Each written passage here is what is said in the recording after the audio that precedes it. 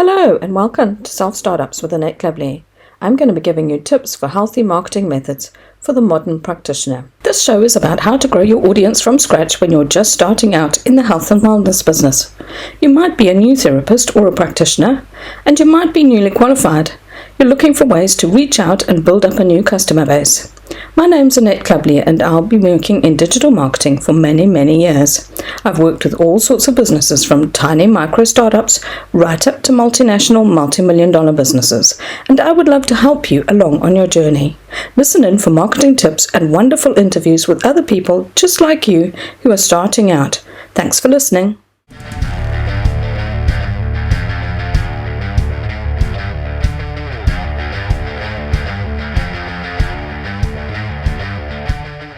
Hello and welcome to Self Startups. So today I'm going to be talking about why starting an email list is a great idea. And a little bit later I'll be talking to a lady called Charis Sederberg, who's a registered nurse and who consults on nutrition. But first, why is starting an email list such a great idea? Well, the first thing is email is still a great conversion tool. Now conversion figures for email have come down, but still the average conversion rate is around 15%. That's pretty high. When you compare this to the average conversion rate of e-commerce at 1%, well, that's a huge difference, isn't it?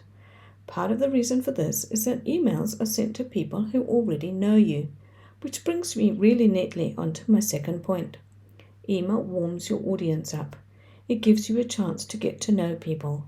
Your subscribers have shown an interest in you already. They've found out about your products and your services, and they've signed up and given you their email address. That's valuable data for you. They've made that first step on the journey. You can transform them into your customers. You can communicate with them. You can get to know them and what they want and need, and they can get to know you at the same time. You have the perfect platform to make offers in. So the third thing is you own your email list. No one can take your email list away from you, provided you have it backed up, of course. I hear stories every day of people who've had their Facebook account or their Instagram account or their TikTok account shut down, and there is no way to get it back. Sometimes you appeal and you appeal and you appeal and there's nothing you can do. Other times someone's actually taken over your account and there's nothing you can do to get it back.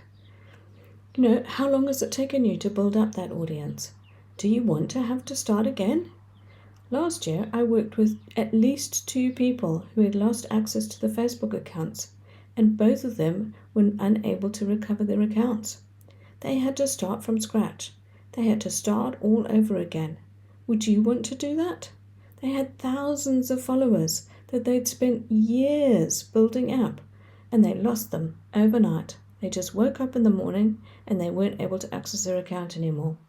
So that's the third and probably the biggest reason that I think you should start building an email list. You don't want to have to start again. Next, I'm going to be talking to Charis Sederberg about gut health. Charis is a registered nurse who's worked in oncology, and she's also the founder of Prime to Nourish. She provides nutrition and wellness consultations from Denver, Colorado.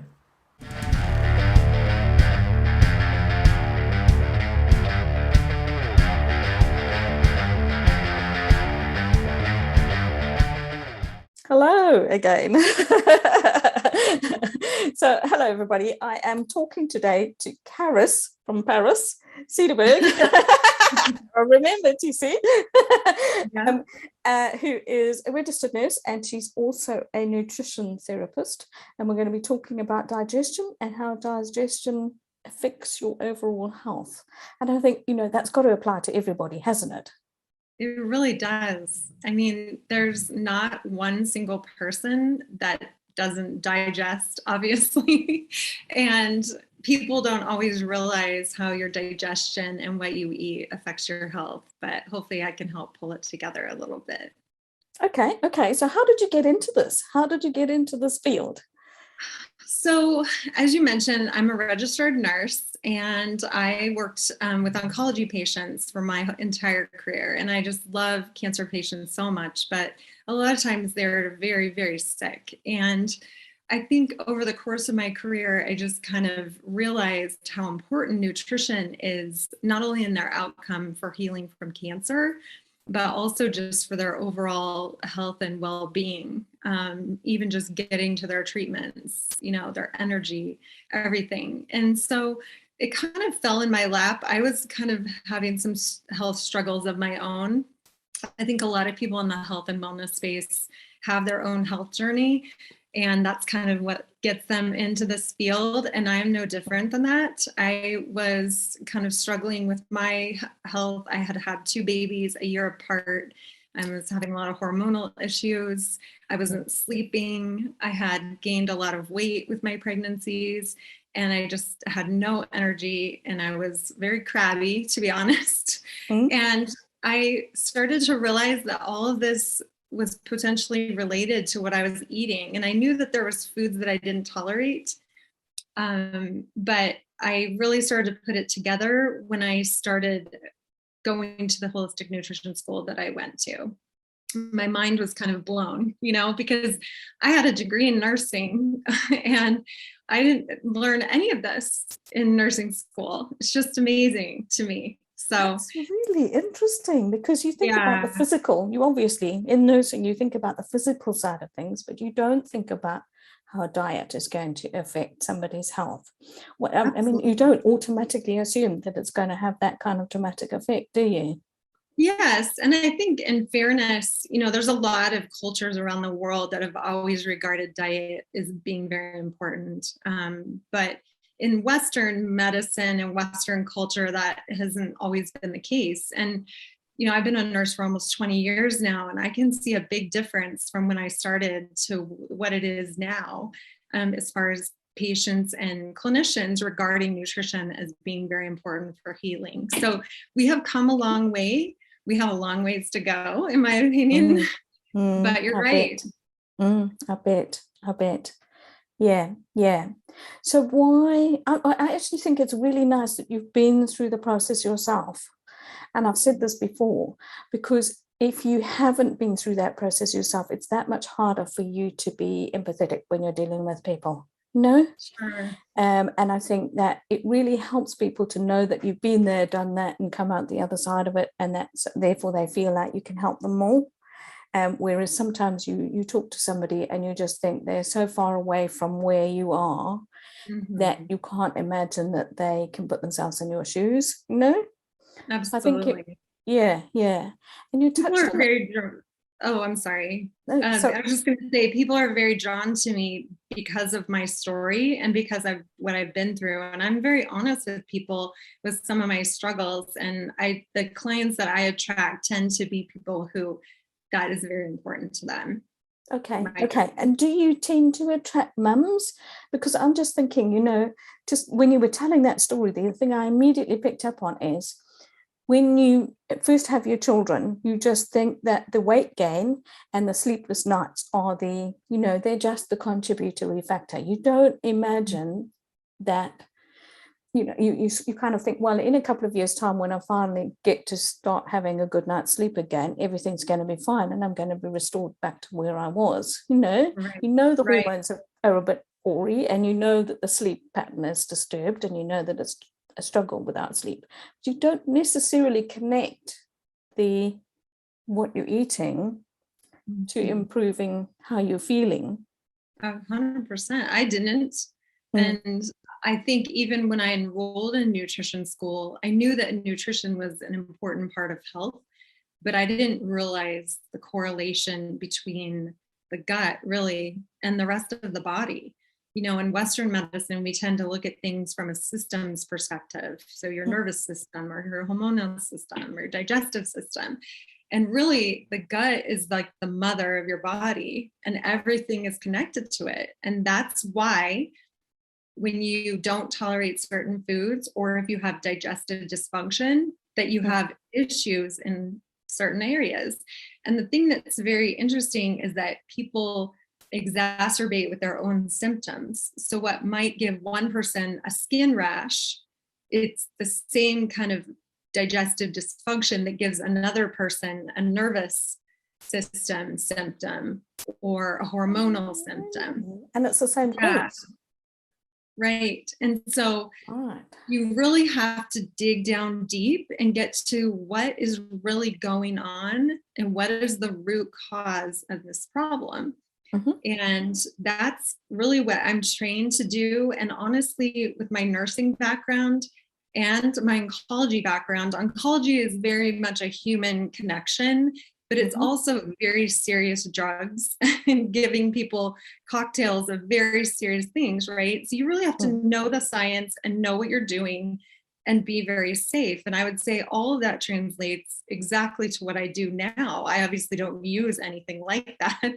I'm not, I can't prescribe medicine, but I, use supplements in a very specific way and Mhm. recommend things to people in a very specific way so Mhm. that their bodies can heal. And that's the beauty is our bodies are so smart and it knows what to do. Our body Okay. can heal itself. Sometimes it needs some support, Mhm. but it's amazing how things come together when you start to give the body some support. Oh, fascinating. Yeah. Yeah. Yeah. Really fascinating. Yeah, it must be really difficult to get to the bottom of it if if two different symptoms can come out I of the think, same cause. It must be sure. I think yes and no. I okay. think a lot of, because I don't diagnose people with anything. I'm not a doctor. Mhm. And honestly, I have no interest in doing that. But I definitely don't do that. I'm not qualified to do that. That's not what I do. But what I do is I look very deeply into a person's health history because believe it or not, everything that's happened in the last 10 to 20 years is relevant to what you have going on today.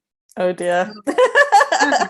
So in my own situation, about 12 years ago, I had a very big life stressor. Then I had two babies back to back.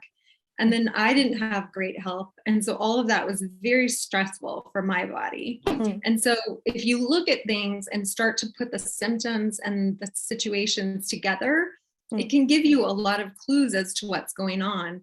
And then Yeah. you combine that with symptoms.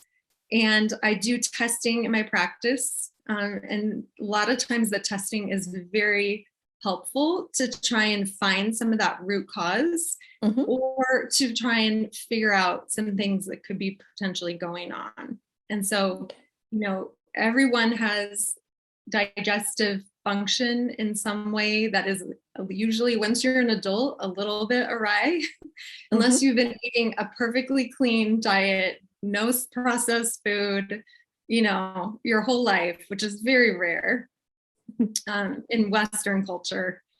And Yes. so people often have a symptom or symptoms from a Mm. digestive standpoint, and then also other things that go along with it. Okay. Okay. Yeah. And do you find the same problems come up over and over again? No, too much Yeah, sugar, too much you fat. see, sure. No.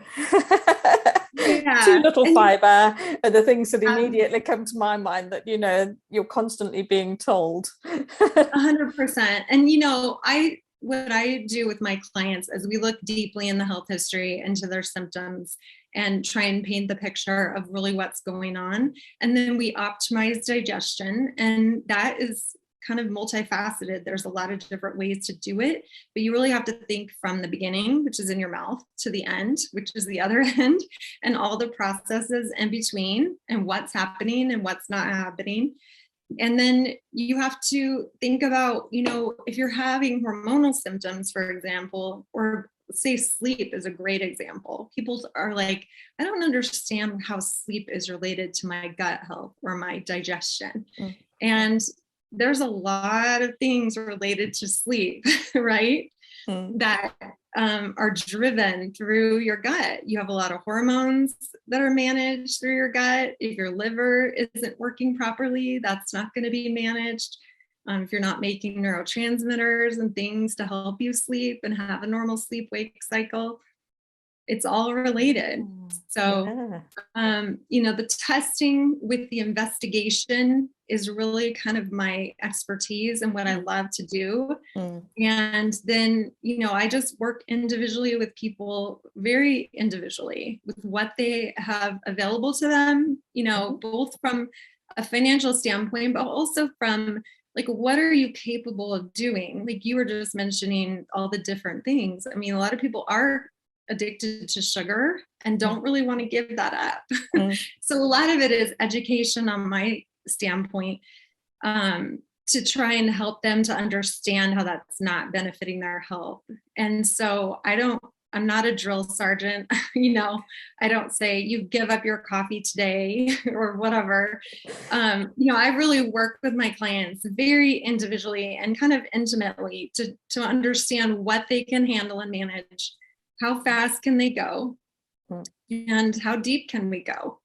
And really, I tell people, like, if you're invested and willing to give this some time, because it did not happen overnight, like nothing happened overnight. Oh, no, no magic wand. If you're willing to do that, then we can get you fantastic results if you stick with me and trust me. And usually as soon as people, meet me and know me and we have developed that rapport and they realize that what I do is for them, then they're all in. I mean, most of my clients just feel grateful to have found someone that looks at things the way I do. And it's when they haven't gotten results in other places. And so I love that. That's probably my favorite part, is just helping people to feel good when they haven't for a really long time. Exactly. I should imagine that people are very grateful to find someone who understands what's going on, especially if you've struggled with something for a very long time and you've got a suspicion that that might be something to do with diet, but you don't know what to do because if you go online, just everybody, there's conflicting advice all the time. Well, I'm glad you touched on the drill sergeant bit, because I was thinking, I wonder how hard this is to do. I'm very thoughtful about that. I ask a lot of questions. People like, how are you willing to go about this? How can we do it in stages? I really always recommend kind of doing it in stages, because I don't believe that there's a lot of sticking power usually. If people are jumping in, if they're changing their diet drastically, it doesn't usually stick. It's hard, it's painful. And we want things to stick, and we want things to benefit you for your whole life, really. And not to say, if you're eliminating foods for a specific period of time to figure out if you tolerate them, or to heal your gut so that you could eat them again, that's different. But we don't, we need to be thoughtful about it. And I really make a concerted effort to do that, because I think it's really important. I'm a big fan of that. I mean, I feel like I've always had a pretty good diet. I've never really verged on it. I'm not a takeaways person. I cook from scratch every night. I know exactly what goes into my food. I have a reasonably balanced diet. I'm not saying it's brilliant, you know what I mean? And I just think that, people are often quite surprised, I think, by, how easy it is to have a much healthier diet with a little bit of effort once you get into that routine. Absolutely. It's a lot about routines and habits. And people often have a preconceived notion that to cook dinner every night, or to eat whole foods and not processed foods, is going to take so much time and extra money. And it's actually kind of the opposite. You can make it take a lot of time if you want to, but it doesn't have to take a lot of time. So I love to do teaching and guiding with my clients. And I really try and have the balance between giving them enough information, but then also having them go out into the world and find the recipes that they like and find the people that they like. And I think that exercise is so powerful for, again, the sticking point, to have this all stick. And also, like, I might like certain recipes and I can give those to you, but you might not like them, so I kind of try to do a little bit of both and really help people feel confident and going into what their change is, It's all personal. What you like to eat is personal, isn't it? Absolutely. And to some extent, if you don't do some of the work, you don't show that motivation to do something about it, and then immediately you stop. you will go back to old habits, won't you? You know, if you haven't put that effort into finding the recipes that are easy, that you can do, that you like, that then get you into that routine, it's going to fall away. You know, Right. it just is. 100%. Yeah, yeah. But time is a big issue for a lot of people. And as you say, you know, just sort of getting into that routine, I think, is a big thing. So you've talked about a lot about the fact that the way you work is very personal. It's very one-on-one, and that you need to get some testing done for some people. Can you do that online? I mean, can you work with someone online? Yeah, I mean, honestly, I started my business during the pandemic. I was just finishing up in nutrition school, and I really like to see people in person. I think that's just the nurse in me, but I realized quickly that I can reach more people if I do the online thing. So I actually really enjoy it now. I definitely meet some of my clients that are local to me in person. But online is just so convenient, and testing, you know, it kind of depends on where you're at, but I can pretty much manage almost anywhere. I haven't had an overseas client yet, but I have that on my radar, so I can manage the testing and supplements if we use them. Brilliant. From anywhere, really. Yeah. So you can advise someone, and then they can go off and organize the test to get the test done, and then feed you back the results, and you could work that way, I presume. Exactly. And basically the work. Sorry. Oh, I was just going to say, you know, I get the results of the tests, and then we always go over everything. But kind of my first starting point is to always meet with people first and kind of understand their story, because that's important. And people often have very quick appointments with doctors and other clinicians, and it's kind of pieced together. And so, you know, I like to kind of understand the whole story, like how long has this been going on, and what are you really struggling with? I can see why that would be important, because your mind and your mindset about food plays an important role in whether you're going to actually implement changes. Yeah, absolutely. And you know, the way you've been. Ready. And if people aren't ready, that's okay. It took me a long, long time. The first time I ever did an elimination diet, I think my friend and I talked about doing it together, and it took me about 4 months to wrap my head around that I was going to eliminate dairy and gluten and some of these foods. And I mean, it's just kind of makes me chuckle now, right? Because I'm in a much different place, but I completely understand what that feels like. So if people aren't ready, that's okay. I'm here when you're ready. I can imagine that. Yeah. I think some things, you know, some things are really easy to give up, and then other things you think, oh no, I couldn't live without that. No. Right. Yeah. And actually you could actually quite easily when it comes to it. That's the power of the mind, right? So, and a lot of it is what we tell ourselves. So if you tell yourself that you're giving something up, then it's kind of a negative connotation, and it's impossible to think about something positively and negatively at the same time. So I help my clients to reframe their thinking around those, you know, things that they're doing. And really, it always comes back to what's their goal? What's their why? Why are they here? And if we constantly are reminded of that, then it helps keep you going and you stay motivated. And you have bad moments and bad days sometimes too. And we all do, we're all human. But the forward trajectory is the important part. Yeah, I love that. And so it's almost like I'm not thinking about giving something up. I'm thinking about making an improvement in my life. So it's just kind of changing that around. And love that. Right. Love that. And what does that mean for me? And then honestly, if someone gives up a food, like let's say we do food sensitivity testing and someone is sensitive to dairy, and this person was me. So I knew this without any testing, and I eliminated it. And I felt a lot better, but I really miss my cheese. I don't care about anything else, but the cheese was a huge deal for me. And it took me months to wrap my head around that I thought back then that I was never going to eat cheese again. And so fast forward now, about 5 years later, I can eat cheese. And I don't do really other dairy just because I've managed to eliminate it from my diet from before.